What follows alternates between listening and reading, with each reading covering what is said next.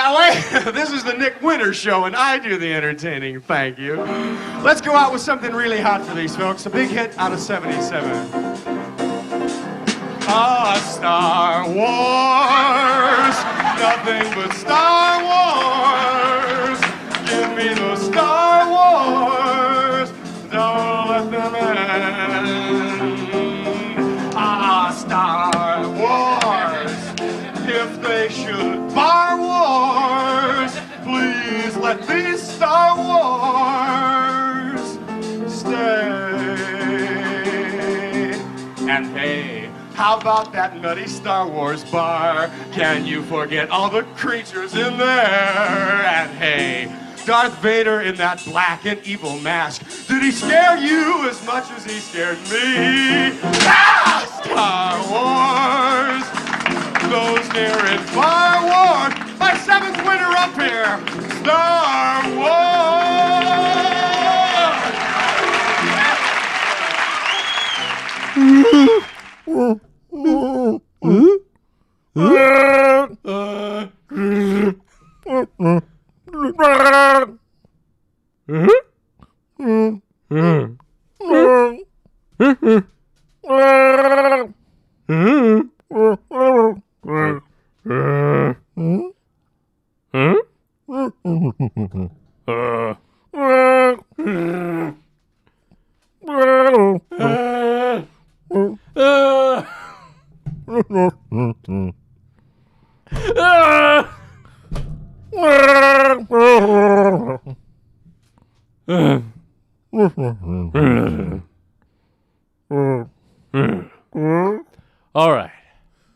All right.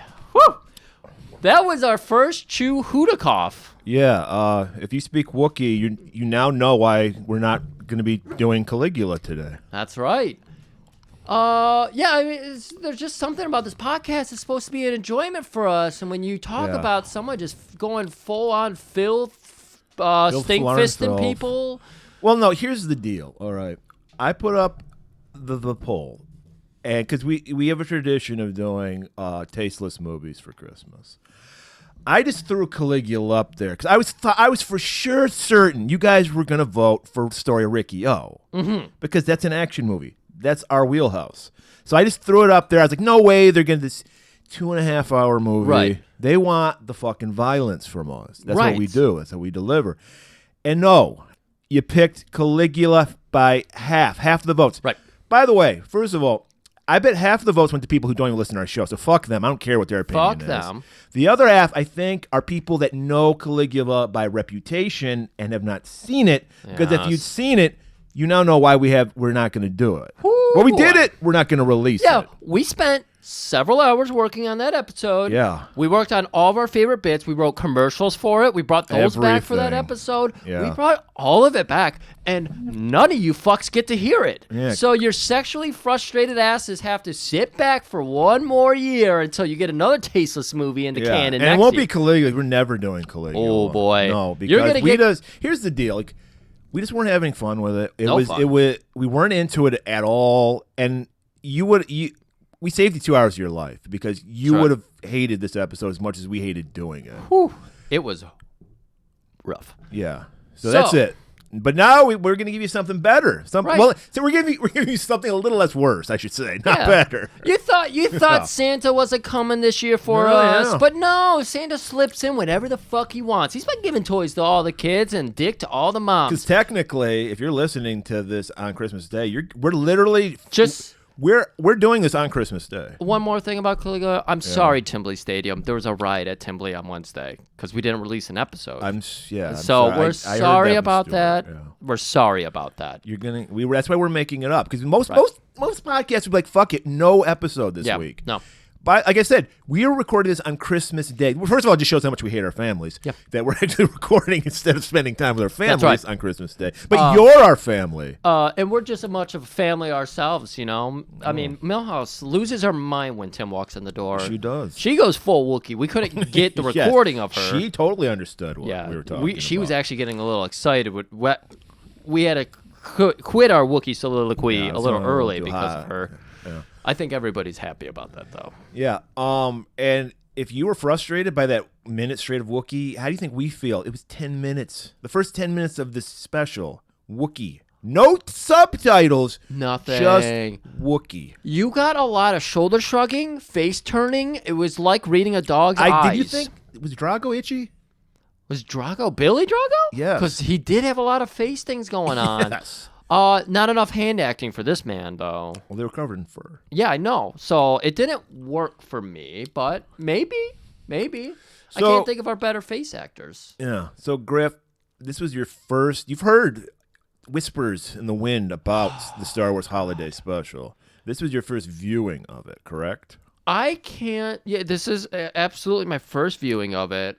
Obviously, I have way too many questions about it. I think I'll have answers. I don't know. So I did want to read a little bit about it, but even before I get there, I just got to say, I feel like this is as bad as the modern Star Wars movies. Like, I feel like I would. I mean, George Lucas has disowned this. He's never allowed. That's why when you told me it was on YouTube, I was shocked because he hates this special and never allowed it. It was never aired again. Thankfully, we had VCRs at the time, and people. That's taped probably it. the most fun part is your history of viewing this. So tell us about that. Well, it came out in the week before Thanksgiving of 1978. So I would have been 4 years old at the time. Obviously, 4-year-old obsessed with Star Wars, like everybody my age. This is all we had. We didn't have all these franchises. My nephew is 4 or 5, and he got several Star Wars gifts this year. So that's a perfect age. Yeah, he's got. Which we'll get into. You know, this is a kids' show, but later on. Let me know. Is this a Darth Vader thing? Because he was just knocking drinks over with Darth Vader. Maybe the dark side of the Force was with him then. Right, because he was fucking taking out all the drinks.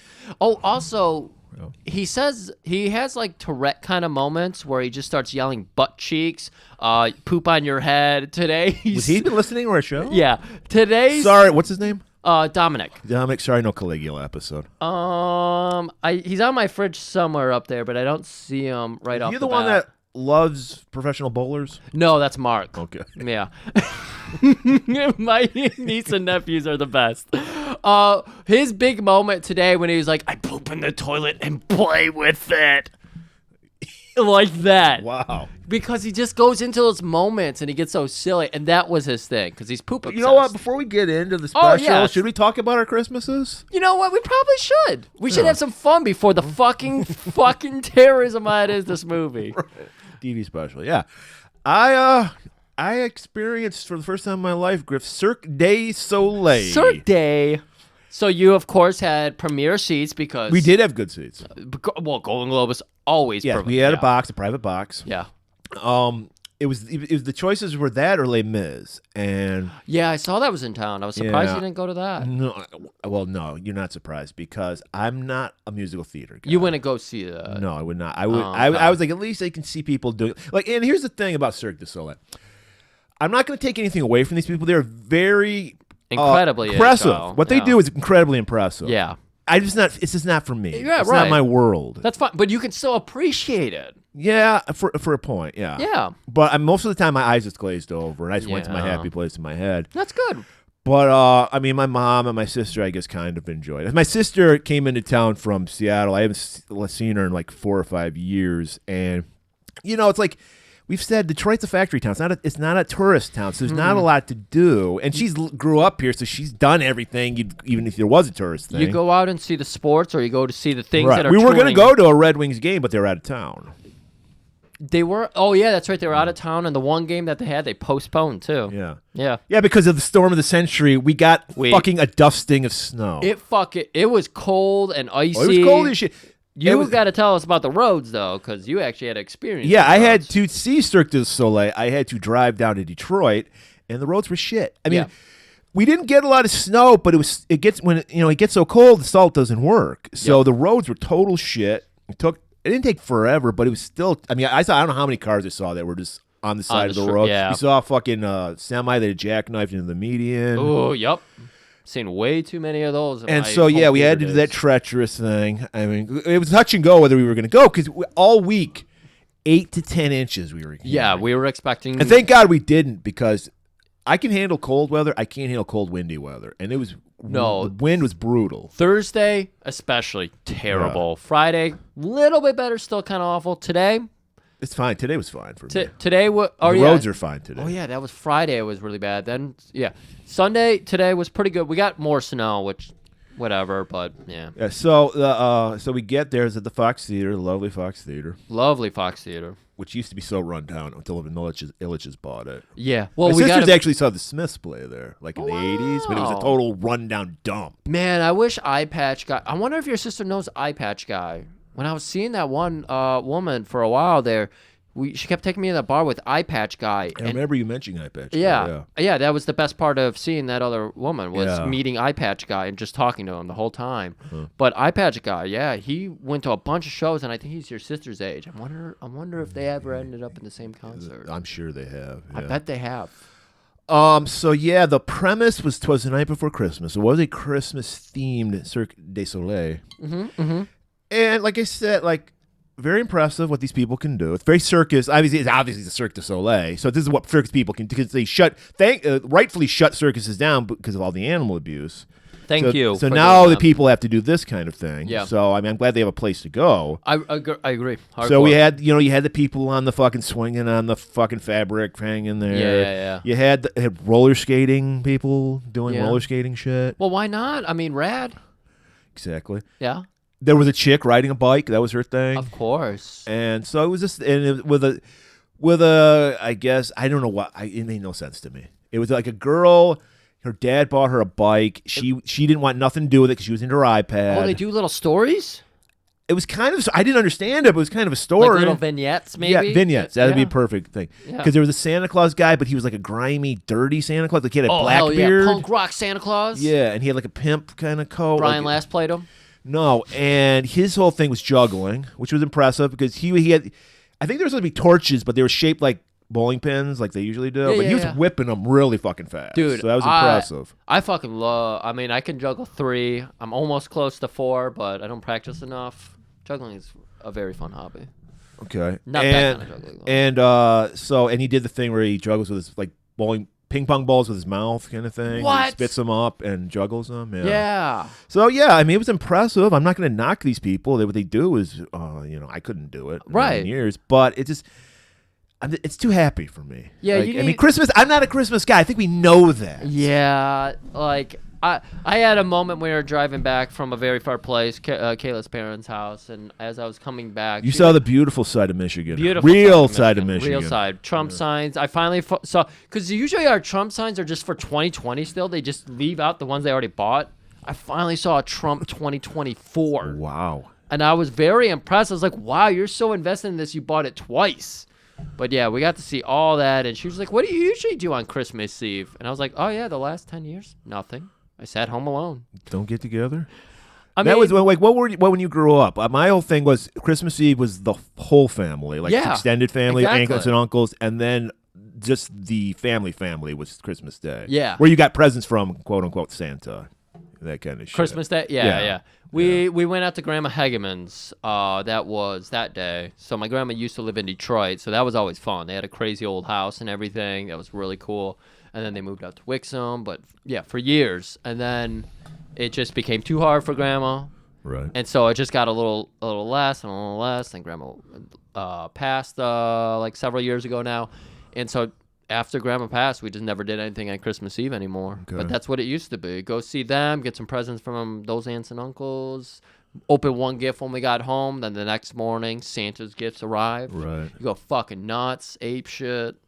It's a good time. Yeah, I mean, I was thinking about that. Like, my mom's getting up there. She's probably only been around for a few more years, and when she's gone, I'm never going to celebrate Christmas again. I mean, I don't have You got to go to the Chinese food with the Jews. all the Jews? Yeah. I mean, I only.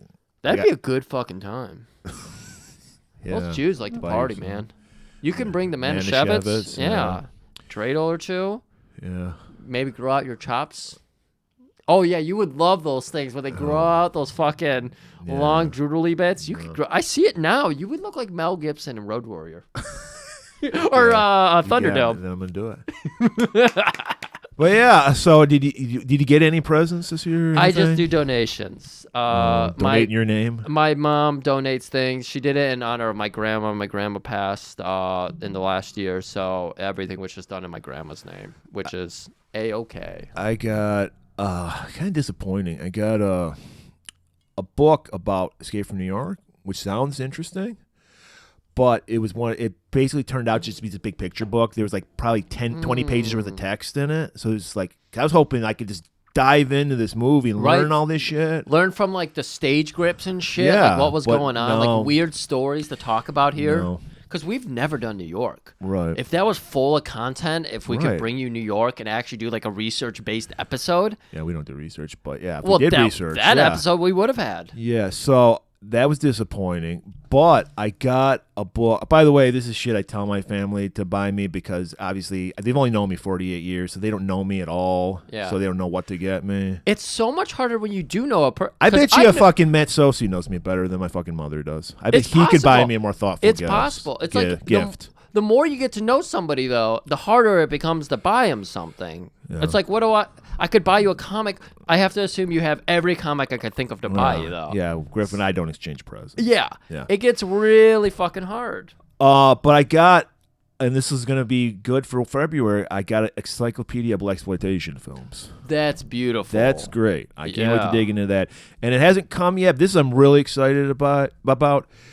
It's a book called The Mad Max Effect, and it's just talking about how Mad Max affected cinema and influenced a lot of shit. So I hope that's good. I'm crossing fingers. It's not going to be released until next week. I'm having deja vu since I feel like we talked about this on something you're going to hear soon. We are talking about the Mad Max effect, how so much was inspired by Mad Max. What were some Star Wars? Obviously, Well, had all a those huge, all those Italian fucking movies. Yeah, so many good fucking movies like And that. then my sister got me. I mean, she didn't have to get me anything because I didn't get her anything. But she was like pissed off. I wasn't like blowing my like fucking flipping out about it. She got me a car air freshener of my dog's head. Yep. And I was like, okay. I'm guessing this was Chris. Yes. Yeah.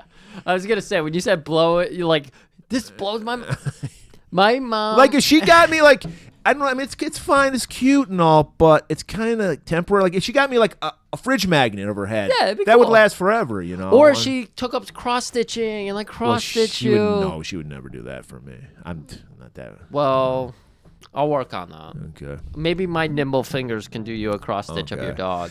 I mean, our best gifts that we've ever given each other have been art-based gifts. Yeah. So. What's your favorite gift you've ever gotten for Christmas? Oh no, it had to be. When I go back and think of the most elated I was Christmas morning. Pete Rose autograph picture. Oh boy, that Pete Rose diving into third base. Woo! Charlie Hustle. Charlie Hustle. I mean, I gamble like Pete Rose, so it works. That's true. Murray. Never mind. But it had to be when I got my Game Boy. That's And nice, so yeah. I got a secondhand Game Boy. And, you know, we were like rolling in the fliff back then. My dad Right. worked constantly. I was talking to Kayla earlier about our New Year's Eve, and my dad worked most New Year's Eves. Right. So it's like, you know. But so I got a secondhand Game Boy. The exterior screen was popped off of it, and they got me a Game Boy and the game that we used to like to play on Nintendo. We rent multiple times, and you're gonna understand a lot about the Hageman lineage when I tell you the title of this game, Black Bass. I remember you bought that when I was with you. We were at Second and Charles. You bought that. Yeah. Yeah, I did. I bought it again. Yeah. Because of In the box. Was it in the box? It was in the box. Oh. I don't know where I have that anymore, but yeah, I fucking bought it in the box because of that memory. Yeah. It's nice. Yeah. You? You know, like much like you, we didn't have a lot of money, especially when I was little. So I never even asked for big ticket items. I knew I wouldn't get them. Yeah, when I started to learn, like, here's how it's going to work, you know, I had to start figuring that out. Right. Yeah. So I found the picture of me with the Godzilla.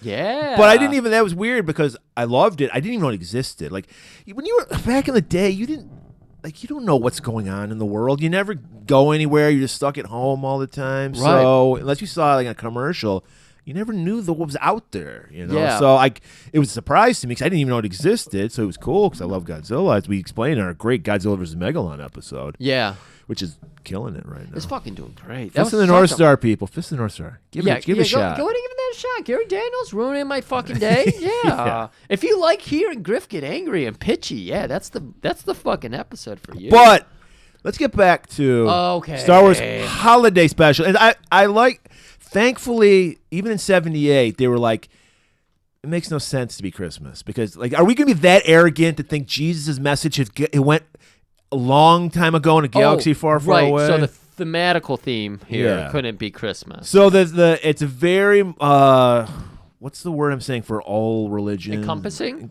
Oh, that's a great word. Okay. It's very encompassing of all people because it's about Life Day, and we all have life. Yes. We're all living. Yes. So we can all relate to that. Yeah, exactly. It's a very easy non-denominational is what it is. Non-denom, yeah. Anybody can enjoy this special. You don't have to be a Christian. You don't have to be a Jew. You don't have to be a Muslim. You just have to be fucking stupid to enjoy the special. Yes. Who the fuck is the audience? Because it's not heavy in Star Wars. There's barely any Star Wars. I'm going to ask my brother, because their kids love Star Wars right now. I want him to try to get his kids to sit. They will not sit and watch this for 10 minutes. I was thinking about that. Like I said, I was 4 when this came out.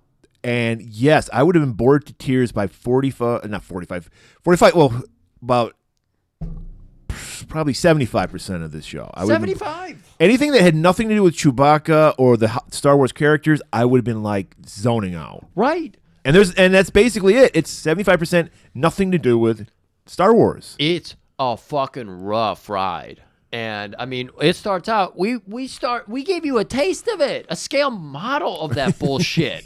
We gave you like 50 seconds before we were cracking because that was hard to do. And they were like, "Yeah, 10 minutes of that's great." Yeah, 10 minutes without subtitles of Wookiee talk. Right. And I want to point out, I mean, this is very indicative of, I mean, we've already done the Paul Lynde Halloween special, and it's very similar. This is the template that all specials had in the 70s. Everyone thought you got to have song and dance numbers, you got to have celebrities, and so they just put that template onto Star Wars because George Lucas said he wanted to do a Chewbacca themed whatever, but Star Wars was such a huge hit that they were in the process of moving to a bigger compound for Lucasfilm. Let's timeline this real quick. Original Star Wars came out in 77. 77. This came out in 78. Yeah. When did 80. 80. Okay. Yeah. So you get a 1 year. And you said that Star Wars was probably still in theaters. I'm sure it big. was. Yeah. I remember seeing Return of the Jedi a year after it came out. Like in the winter. It was like at this time. Yeah. And it came out in like May. A fucking trilogy where they poured their heart and soul into it. Right. God, I wish we could have anything like that today. Avatar. By the way, I've seen it 12 times so far. Yeah? Is it getting good? I want to kill myself because I can't be on Pandora. Remember that? Remember people were like people were seriously saying that shit. Really? When the first movie came out, people were like, I want to kill myself because I will never experience what it's like to live on Pandora. So my connection to that movie is that was the free DVD they gave away when I was working home theater, and you would get a Blu-ray. That was the DVD you would give them. Okay. So I've seen the starting like 1 to 5 minutes of that movie when people were like, I need to see what a Blu-ray looks like. And, I get it. These people just spent like up to maybe $2,500 on a TV and Blu-ray and all that bullshit, with the Blu-ray costing you like $500 back in the day and like $40 for the Blu-ray deal. But yeah, they gave it to you, whatever. Right. So I've seen the start of that movie so many times, and I couldn't give a shit less. Well, James Cameron used to be amazing. The problem with it is it's the highest grossing movie, and so far, supposedly the new one's making a buttload of money. That's what I hear. Yet you never meet anyone saying they like it. I've never met a person that says I love Avatar. Yet it's the highest grossing movie of all fucking time. It feels like that's all movies nowadays. I like it. I don't understand why I like it. That's the thing, because it's not art anymore. It's just we consume it and we spit it out. That's all. Because it's not even art anymore. It's content. That's what people call it now. Oh, content. No. It is absolutely 100% that. Disposable garbage. Time wasters. That's what makes our show so fun, because we're watching these these beautiful pieces. The more I see this drivel come out, the more I appreciate Neil Breen and his garbage. Right. Because, yes, everybody, we understand Neil Breen makes garbage movies. By the way, new movie coming soon. And he does a promo for it, and Murray's like, this new movie's 2 hours. It's 16 minutes. And I watched the video he sent me. He goes, it is 136 minutes. What he meant to say, according to his website, was it's 1 hour and 36 minutes. So, yes, we're fucking covering that. It's got to, of course, go to the showcasing. It's got to go to all the film festivals first. So he can't yeah. release it right now because it's got to be in the film festivals. I can't wait. I can't fucking wait. The fuck Avatar. The special effects in this movie are going to blow your fucking mind. I mean, think about it. Seriously. What are the last few movies you've been excited for? Because mine, Danzig's Western. Neil Breen's new movie. This Weird Al movie that came out. Those are the last 3 movies I've been excited for. I can't get excited for movies anymore. I wasn't even excited for Fury Road, and we know what a fucking Road Warrior fanatic I am. Well, how could you be excited for an intellectual property from your youth that you fucking adore? It's your favorite fucking movie, Road Warrior. How could you be excited to see a new thing come out? I mean, they did you right by giving you Tom Hardy. Yeah. But I would be terrified if my first words were, hey, Griff, guess what? Jeff Bridges is coming back. He's gonna. I can't even think of like a movie that I would want to see made. But yeah, The Bigger Lebowski. The Bigger Lebowski. Wow. The Bigger Lebowski. The cases get harder and he gets softer because he's getting fat. Yeah. I'd be terrified. I mean, that movie was. It was adequate. It was good. It was better than Thunderdome. Yeah, it's better than Thunderdome. It just I'm not even looking forward to the Furiosa movie that I think is done filming. I think it's gonna come out like next year or something. I don't care. I just don't fucking give a shit. But I'm dead inside. But so this special, they're like, we'll get to it eventually. Hey, we're waxing nostalgia over here. We're having our own fun. We're trying to make it entertaining. We're trying to do what we couldn't do a week ago. I know. We exhausted the fuck out of ourselves trying to have fun with that one. So as soon as Murray saw that midget getting jerked off. Oh, I think his dick sucked. I know. That girl I vomited. I stopped it and pin vomited. him. Excuse me. That woman had to pin him down to gargle that goblin's balls. By the way, it's nowhere near. We're making it sound great. It's still not a good movie. No. It will never. It's never going to be reviewed on this show. No. We did it once. It's out there. It's in the. Maybe when Griff and I die, we will have it released. Yeah. But only after we die. Mattingly, of course, will live to 184. Well, he's immortal. Yeah. Yeah, he's immortal. We made him that way. Yeah, he's a Highlander. He's got that Scottish accent. Yeah, I got him new scrubs so he could scrub us down later. We need to get the filth of Caligula off us still. Get the lard off of us. Yeah. So this special, it's Star Wars, white hot. People, all they can talk about is Star Wars. Yeah, the Cantina song was a hit song. Dun dun dun dun dun dun. Who the fuck wants to listen to that shit? No, every time I hear it, it's like hearing a commercial jingle, and it drives me nuts. But that's what they do. I saw an article just today where it was like, can we have Star Wars content that isn't based on Tatooine? Like, but I was thinking the exact same thing because the whole reason Obi-Wan takes Luke Skywalker there because it's this backwater planet that no one cares about. Yes. Except Darth Vader grew up on it. I'm sorry. Everything in the Star Wars world revolves around it. All you needed was worms with spice to make it even more important. I know. Everything is like, oh, yeah, every important event happens on Tatooine, but no, it's backwater. Nothing means anything here. Right. That was the perfect place to hide a kid because nobody would look for him at the place where the nexus of the galaxy. You can buy children into slavery because no one notices this place. They're backwaters, total fucking... Right. All these criminals live on that planet because of that reason. God, I was trying to go for that movie where they did Deliverance. It's a full Deliverance planet. Yes. All that's going to happen, you're going to end up in a desert woods and get... never mind. Woods, yeah. Desert That's what woods. the sand people do. They're just fisting people. Oh, and sandy fisting is the worst kind of fisting. Well, you love it, but you like it dry. Murray, like we a don't dry need to go into style. that. That was in Caligula. You like a dry rub, as they say. Murray, again, that's... Is that what you call when you have someone give you a dry hand job, a dry rub? You put spices on it. I'll let that one escape from the Caligula bag.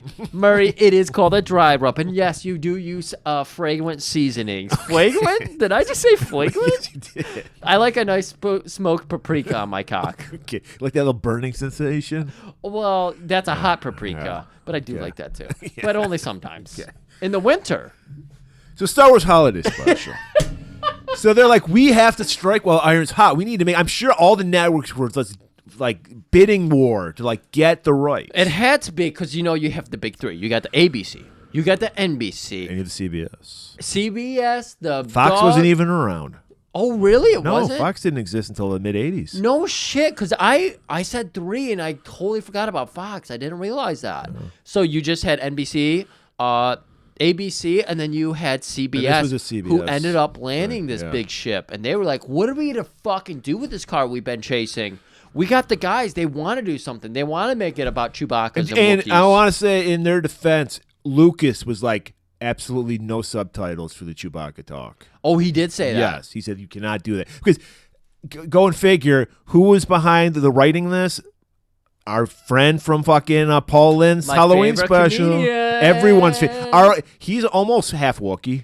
Hello, it's me, Bruce Valanche. Bruce Valanche. Did I nail it? No, that was more Paul Lynde, actually. Oh, actually But it you're was. in the world. Oh, okay. World of, Bruce Valanche. Even Bruce Valanche was like, what?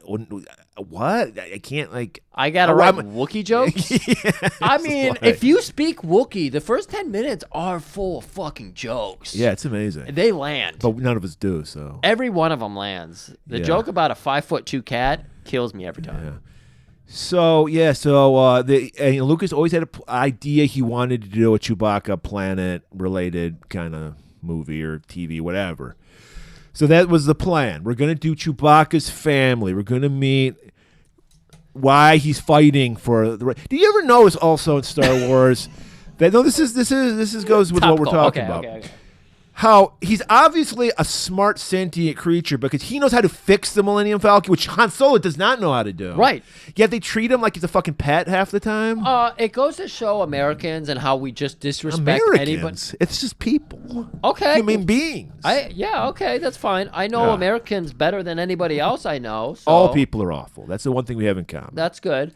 And they see somebody different, and they immediately just say, "You're stupider than me because you're not human. You don't have this beautiful." Well, thing he technically isn't human, so that's the Right. thing. They're being humanists. They're not being. I mean, I'm gonna go ahead and say it right now. I'm gonna jump ahead here, but even fucking Grandpa Itchy, he's itching his dick to fucking well, that's the human we- ladies. Yeah, it's once again the whole theme of this episode is who was this made for? Who was this Because made for? I am assuming I'm sorry if you've made your whole life revolve around Star Wars. It's a kids movie. This is what it is. It's a children's movie. Star Wars. Oh, Star Wars. Star Wars in general. It's a children's movie. It's a fantasy. The first three, because of your 70s kids, you guys all worked hard. I know Warriors was also a children's movie, of course. All the children's movies back in the day were harder than they are now. Well, so of course, yeah. it made fucking sense.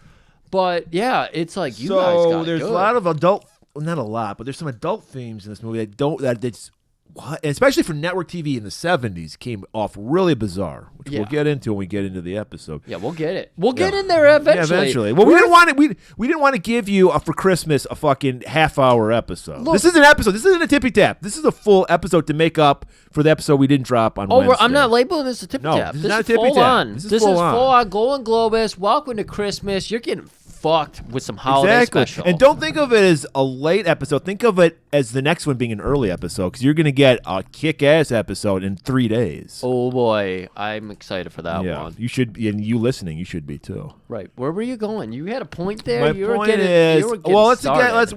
we'll get through the making of it. So they were busy moving into a bigger compound, getting ready for Empire Strikes Back. So they just let the network handle it. It became a thing where they wanted to do it. I remember reading this on the Wikipedia page. I didn't read it. Mattingly read it to me because I do not read. It's slow. It's boring. And it's for nerds. Stupid. Let's be honest. It's for Fucking nerds.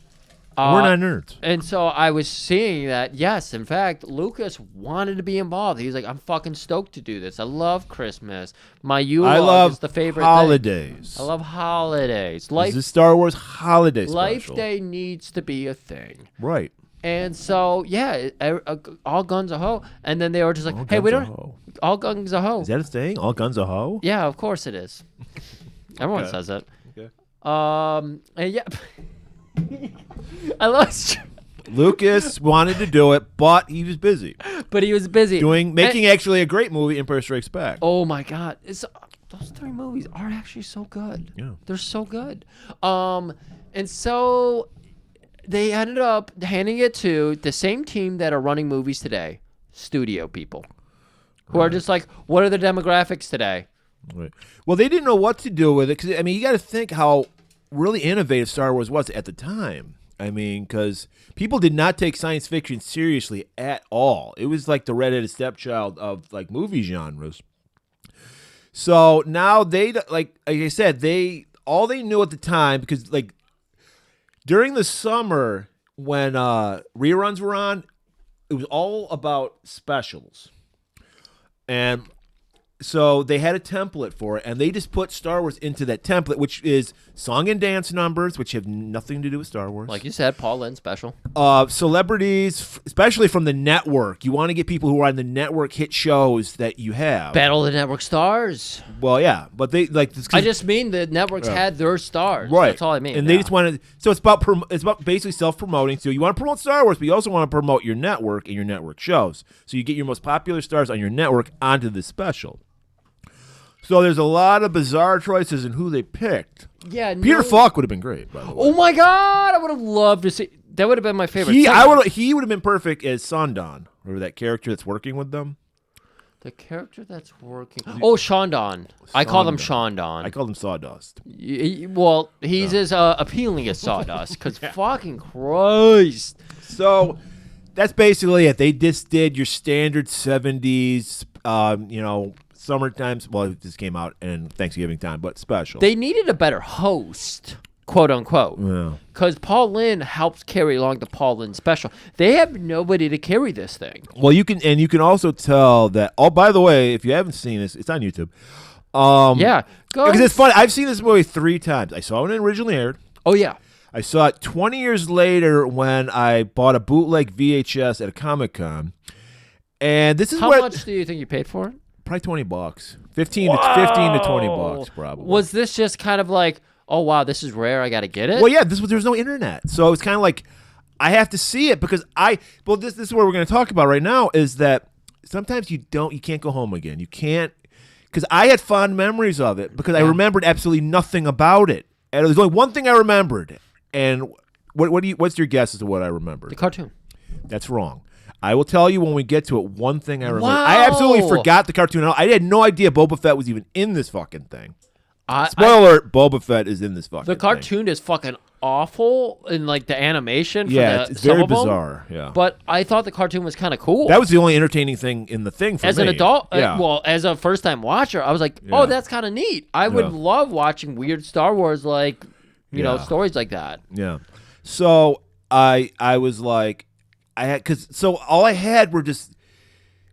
Because what happens is when you haven't seen something obviously since you were a child, you're like, is what I remember did it even happen? Because you make up shit in your head when you're a kid, Dude. especially you make shit up in your head. I know. It's that Mandela effect where you think things happened, and you're like, did it happen? So I had to see it, you know.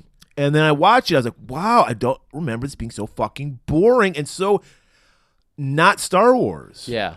So then the next time I saw it was a couple days ago, and we decided we were going to review it. So I've seen it 3 times, and I enjoy it less each time I've seen it. Every single time you see it, it gets worse because it gets longer. Yeah. It gets more fucking boring. You're like, why? It took the me fuck? 3 viewings. I watch a half hour, take a break, half hour, take a break, half hour. This was one I was watching during work and everything. So people were yelling about things that I didn't give a shit about, and I was just watching this movie. And I was like, I care even less about this movie. So if you haven't seen it, all of the major Star Wars characters are in it because I'm sure they were contractually obligated to be in it because you can tell, and this is what I always loved about Harrison Ford, you can he cannot hide the fact that he is annoyed that he has to fucking do this, and he's in this thing. Yes. Because he's totally grumpy as shit. He gets like 4 lines in this. Yeah. Which is the most of any of the characters. Like, and he's phoning it in like a motherfucker. He was actually on set, though. Yes. Whereas you talk about, I can't remember Luke's name. Mark Hamill? Mark Hamill. He's clearly We'll talk shooting about this. him. Ooh, there's some shit going on with him. He's shooting this clearly on a set by himself. Well, they all meet up at the end. There's one scene where we get all our characters together. Oh, that's right. There is the stage set at the end there. Which is really bizarre. Yeah. But, all right, we're going to get into this fucking thing now after half an hour of entertaining. It's okay, Murray. And, in fact, I'm going to bring up one other thing before we even get into that. Because, I mean, come on. This is going to take us like 40 minutes to get through. Right. There's nothing to this. Yeah. We're not how do you describe a song and dance number? It's like I know, they dance. exactly. We describe song and dance through the way of hi-ya and legs kicking faces. Right. We don't actually describe songs. I mean, we used to a long time ago. We used to describe music videos. Yeah, when we cared. So, anyways, I want to tell you. Because we never really said this is your first viewing. Okay. And so you'd heard whispers of it. Oh, yeah. No. What was, obviously you're bored. Obviously, I never heard anything good about this movie. Yeah. Nothing good about this movie. So you went into it with low expectations, and you were still disappointed? No. I went into it thinking like, these fucking idiots, they probably just, like, it wasn't what I wanted kind of thing. I thought it could have been fun. Because I've watched some of the 70s shit, and I find a lot of it fun, if not, like, just pleasing to watch. Like, people came up with this, people wrote this, people performed this, an artistic perspective. You at Cirque du Soleil, I can appreciate this, but it's not for me type shit. Right. When I watched this, who is appreciating it? I was like, is this for the moms? Because the children aren't going to be happy. Yeah, I would have been bored out of my mind. Yeah, if you were older, and it wasn't just like a weird thing where it's like Star Wars is on my TV right now. You're right. Because I imagine that was the appeal. Yeah, that was totally mind-blowing. Yeah. You're like, wow. Like, I can tell you. They didn't show Star Wars on TV until like 81. And it was a big fucking event. I got something I can compare it to. Okay, do it. When I was baby boy Griff, I was maybe 7 or 8, 9 years old. And Beavis and Butthead was a thing. Okay. And they were talking about live Beavis and Butthead. And they kept advertising it. And I kept seeing advertisements for it. I'd never heard of this. Okay. And I was going crazy because it was going to be the New Year's show that the family watched together. That was your family show, Beavis and Butthead? No. Oh. It was like a New Year's special. And they were going to do a thing because it was zeitgeist. So your dad actually got one New Year's off for this day? He might have. I don't remember if he did or not. Okay. Yeah. Never liked Beavis and Butthead, by the way. But, yeah, I get it. I like it, but it it hit that dumb part of my brain, and so it stuck in my head. Right. So I watched a recent movie and everything. And so I was getting all fucking excited. And then when it showed, and it was like 2 women playing Beavis and Butthead. What? And I was like, I hate women. I hate everything. Well, we know you hate women now. I'm asexual forever now. I don't even know. I have to look that up now because I don't know what you're talking about. I want to find that now. That literally 2 women playing Beavis. It was a special. I'm pretty sure. And it was like a... Do you know, were the women known people? It was like a 10 to 35 second clip. Oh. And it was them going... Was it people we would know, or was this nobody? I have no clue. Okay. I probably would know. This was something that just shook out of my head. And we will look that up. I'm going to write it down. So after we're done here, we'll look it up. Okay. And everyone else is going to be wondering. And they're going to be like, right. Murray, can you please translate Griff to us again? And I'll just go. I want to tell you about a word real quick that my nephew, because he gets into his Tourette's and does he really play with his shit, or he just like no, you up? He's obsessed with talking about poop and butt cheeks and he butt would love cheese. our show. Yeah, I know. Yeah. That's why you said it. Yeah. So we're gonna let him listen to Caligula. I'm sorry. There we go. He needs to hear it. He needs to hear it. It would help him. So him and he's his a little mom, him Caligula. He starts. Yeah, he is a little Caligula. Actually, I'm gonna start calling him that. Call him Little Boots. Little Boots. So he goes into kind of like a Tourette's in front of crowds, in front of strangers, all of that. So his mom said, "Hey, let's work on like a new word. Why don't you make up a word?" And he goes, "ditchy." Okay. Which, when a child is saying that, can easily turn into bitchy. And so then me and like, various members of my family were having such a laugh about it. We were sitting him down and like being like, Chi? And he goes, no, Dick Cheese. And we were like, no. Ditchy? Like ditch? E? Did she? And he goes, no, Dick Chi. Just kept yelling Dick Cheese. Well, All that's right. kind of what I felt like when I was watching this special. Guys, guess what? 43 minutes in, you're getting Star Wars. And you're going to get it. So we Now you're open gonna right get up. We got this horrible, like, it's Murray, supposed to. could you just lube the mic up real quick before we penetrate everybody's ears with this I'm horrible just sticking episode? in lard as we speak. All right, so we're in a bad recreation of the Millennium Falcon cockpit. They're literally sitting in lawn chairs. It looks awful. And we got Han talking to Chewie. He's like, "Don't worry, pal. Come hell or high water, I'm getting you home for Life Day." And then we get a lot of stock footage of just like them being chased by TIE fighters and Star It was Destroyers. from Star Wars, Yes, right? yes, it was. There was so much cut-up footage of that. Yeah. Oh, my God. And then we look at, of course, finally to our Wookiee family. Right. I didn't even, this was blowing my mind as a kid. I didn't know Chewbacca. Because, like I said, the way they treated him, like he was like a fucking dog. I'm like, no, he has a family. This is the reason he's fighting. I didn't even think about this, but it's like, we don't see where the Wookiees live until like the third movie, don't we? Until the prequels, I think. I thought we I saw. think in the prequels, I they're thought on we the went to planet. Endor, and those were different people Yeah. that lived in well, tree that's the thing. houses. That originally he wanted it to be a Wookiee planet. That's why they're called Ewoks. Ewok. Oh. So he had to go the midget route. He couldn't afford the full fucking. There's not enough the 7-footers. Yeah, I was know? gonna say Yeah. that guy is 7 foot. So Right. Okay. See, we're making this more fun for you than we could make Exactly. Caligula. So yeah, we're carving X-wings out of wood, which of course is exactly what we do around the. in the Yeah, well, 70s. that's the other thing. Like, they live in tree houses. So, like, are they? What were they? Is he supposed to be like an ape man, like a Sasquatch, or is he supposed to be like a dog thing? Murray, Planet of the Apes, when they figured out how to make rockets and everything, they flew over to Endor or Tatooine. No, they're Where on are we? Tatooine. They're on the Wookiee planet. Yeah, I know. Abilene. I forget what it was called. They said the name. It's of called Kashyyyk, I think, is the word. Kashyyyk? Yes. I know they said it. I might be mispronouncing it. I think they mispronounced it. Yeah. But yeah. Well, it was all. Well, the one time they just say Wookiee Planet 3 on a thing because they didn't even care. That's my favorite song. So we meet the family. We meet Mala, Chewie's wife, which is obviously played by Man because he's 7 foot tall. Yeah. Okay. We meet Itchy, his dad, who has he's gray because he's old and he's got like the underbite going on. Oh man, I fucked up these names a lot in the notes. My bad. And Anyways, we go meet on. his son Lumpy. Lumpy. Clarence is his other name, which. Five glow bucks to anyone who can tell me what that reference is to, because Man, that's I there's couldn't a even reference. tell You you, can't. and I I bet do Joe all these. Corey, he's writing right now. Yeah. But he would get it. But so we meet the family, and they're just like any other family. They live in a treehouse, though. I want you to handcraft them a $5 glow buck with Lumpy's face on. Not Lumpy, Itchy's face on. Itchy's face, okay, Yeah. or Scratchy. And so she's like, we know she's a woman. She's wearing an apron. She's working in the kitchen. Right. So we're like, okay, and That's all. also, And she's got a little TV. We want to point out the faces were kind of okay on these Wookiees. They weren't Chewbacca level good. Yeah. Because obviously they're using the Chewbacca costume from the movies for Chewbacca.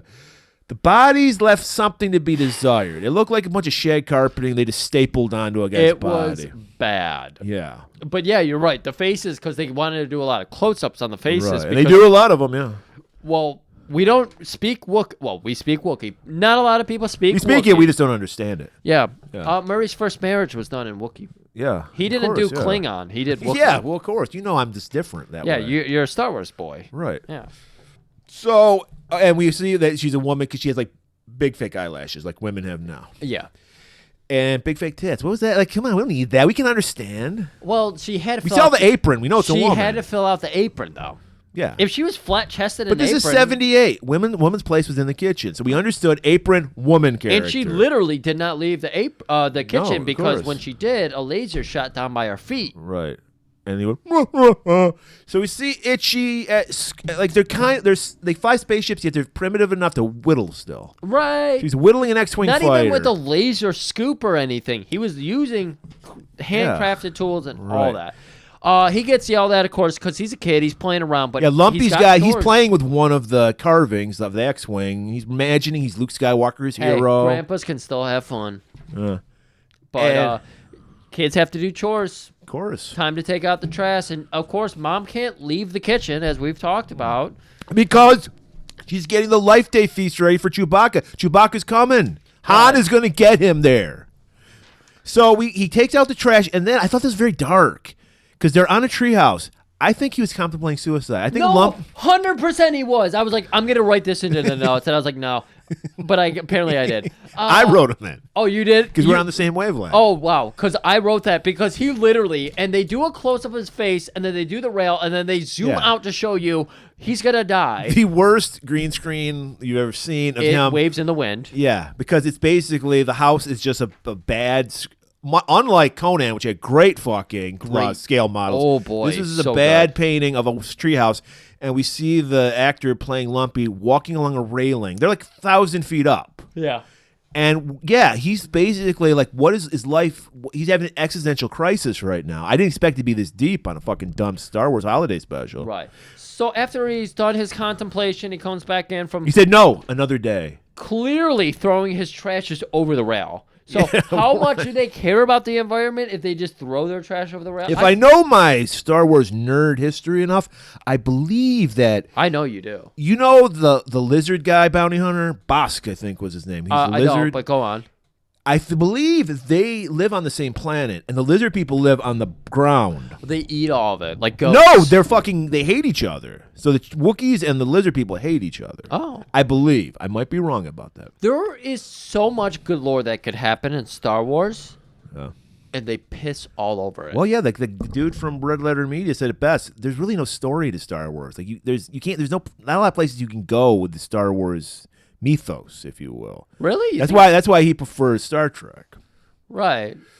If you get out, I mean, if you had some creativity, maybe, but they don't. They don't really build up the planets. There's never a story about like an environment or anything. It's just we're here. That's why I actually watched the Andor show. Yeah. Which is probably the best thing I've seen Star Wars related in the past 20 years. Because I know people like the Mandalorian too. Mandalorian that's a fun show, but I liked the Andor one because it had the littlest to do with what we know as Star Wars. There was no Jedis. There was no lightsabers. Good. It was just these rebels trying to fight the Empire.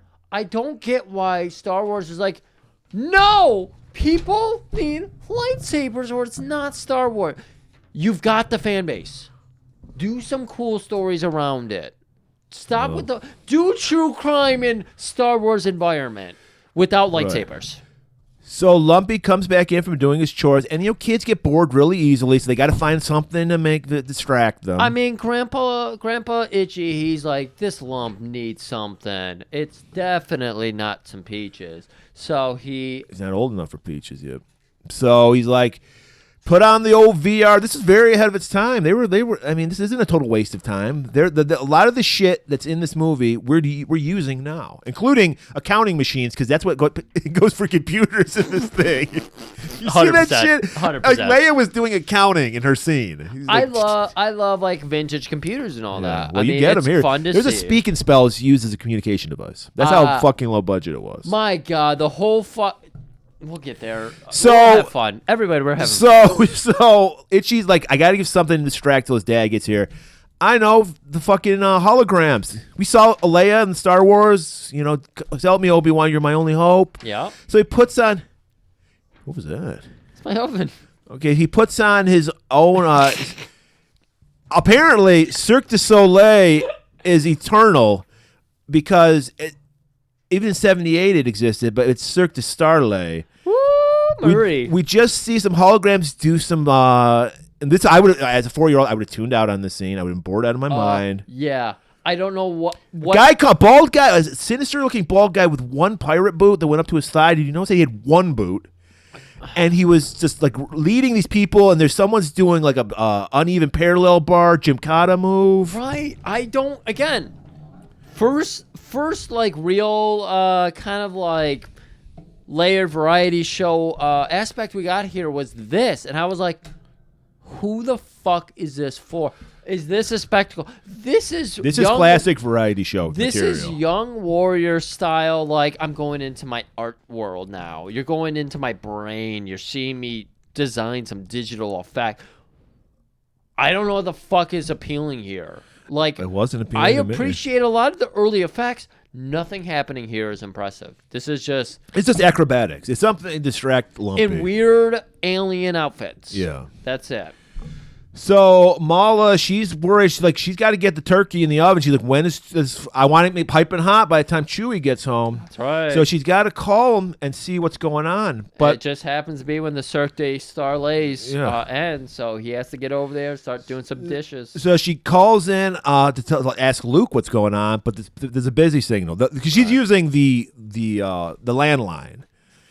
And we know that the Imperial troopers are bugging, you know. So she's like, I got the secret fucking phone.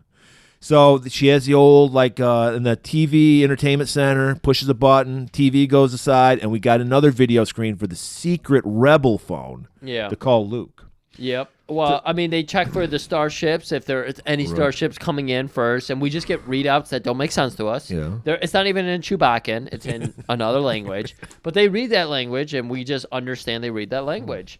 And then finally, she's like, fuck, there's no starships coming near here. Right. And they should have been in an hour ago. Right. So she calls up Luke. Luke's working with R2 on the X-Wing or something, like an engine component. Or Luke's getting ready for a drag show because Luke Skywalker has eyeshadow on, full makeup. What was going on with Mr. Hamill here? I think this is what it was because what happened was He got beat up at a bar. no worse.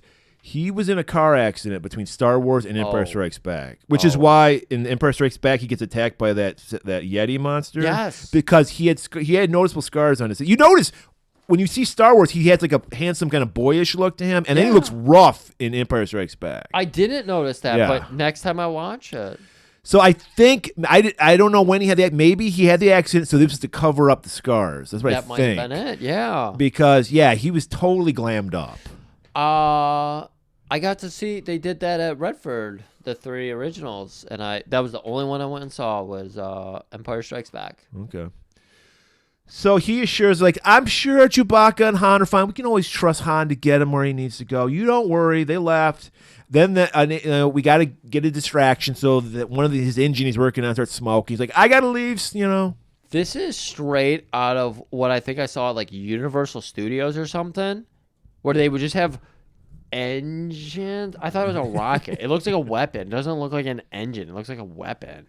And they were like, oh, yep, my engine's going bonkers. And doesn't he go, come on, Mala, give me a smile? I think that's he says. He does say that because and she's worried and he doesn't want her to be worried. So he tells. So we get a big close-up of this person, this Wookiee guy. And then she Wookiee smiles. So now we got to transition. I told you there's no host to this. Mala and the Wookiees are the hosts. Yeah. So she goes over to another computer. This is very modern, though. Look at me. Laptop, computer, laptop, tablet, computers everywhere. Yes. Well, you're like Neil Breen, yeah. Yeah, I'm full Neil Breen. I hack into the government computers every day. I could tell you guys truths every goddamn day, but I don't. This was a very weird thing. Is she using a spy cam? Because we look into a new character's. He's got like a resale shop or some shit. Yeah, go ahead and set it up, and I'll tell you what's happening here. Okay, so this is where we get our first super celebrity that every kid loves and knows. Yeah, no. Art Carney from The Honeymooners. Yeah. The Honeymooners from the 50s, maybe the 40s. I don't even remember. Yeah. So your favorite. So, yeah, of course. I was like, Art Carney, yeah! And he owns like a resale shop, an antique store. I don't know what the fuck it was. It was like a junk shop. Right. And we're looking over his show. It's like a POV shot. I didn't understand. I thought, is this phone also tap into spy cameras? Because how are we seeing this? I will tell you. Okay. You've heard of OnlyFans. Yeah, of course I have. I have my own OnlyFans. Of course you do. I know you do. We talk about this all the time. You tell me I've almost got enough OnlyFans dollars to buy us new mics. And chairs. You notice I'm on my yellow chair again. Oh, yeah, Apparently, I see? broke my chair. You're welcome. I had to throw it away. You're welcome? I paid for that with my OnlyFans. My yellow chair that I've had for 10 years now? I refurbished it. That's not the original. So you notice how this guy throws around Sondon. Sondon. Songdong.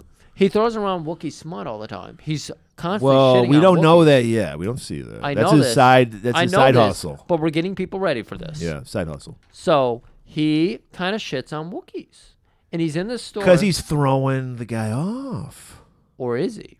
Yes, because Murray. No. Murray, I'm telling you what's happening here. he loves Wookiees. He loves Wookiees. But Wookiees love to be hated on. They get off to it. No. So his OnlyFans, because no one really shows up to his shop, is shitting There's on not much in Wookiees. it. He's got like a mini, like a keychain aquarium, which is fucking animal cruelty as far as I'm concerned. Putting Yeah. fish into a tiny little keychain. Again, think about this. The studio was left to come up with creative scenes and Yeah. sets. They had to come up with like 4 sets. Terrible job of it. Yeah. So yeah, he gets a Imperial Guard as a guest. Yeah, he's a customer, yeah.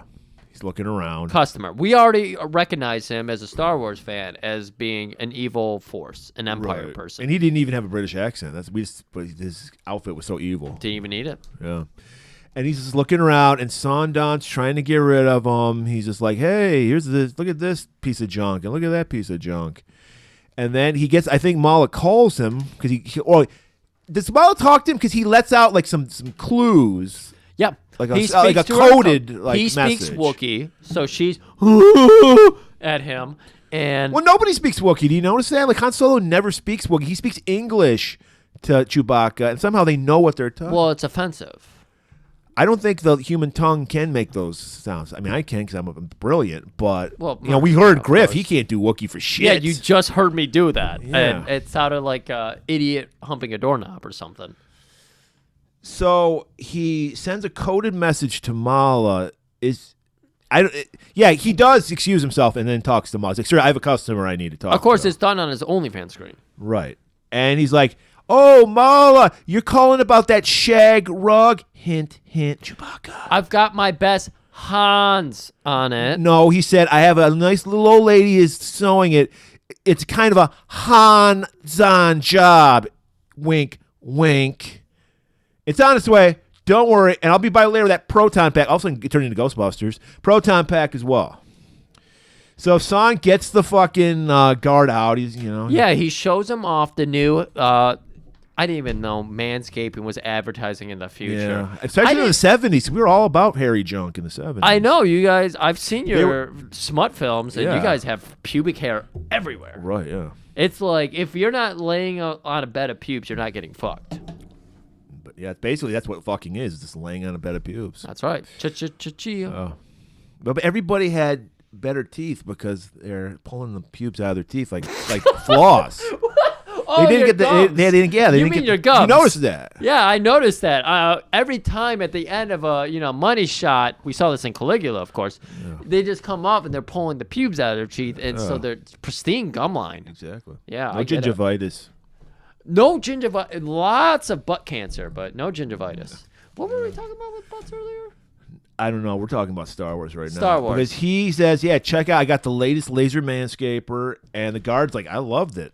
Give Yeah. it to me." Don't worry, you can also record your work schedule on it. And he's like, great, the Imperial keeps me on a tight schedule. The Empire, All rather. right. Now we need to see our villain, Darth Vader, but we couldn't afford to have anybody like play Darth Vader, so we just get some stock footage from Star Wars of Darth Vader walking down a hallway, and we hired James Earl Jones to do a couple lines. I'm looking for Chewbacca and Han Solo. Send everyone out. Get them. I made you. You are mine. Your goal in life is to defeat me.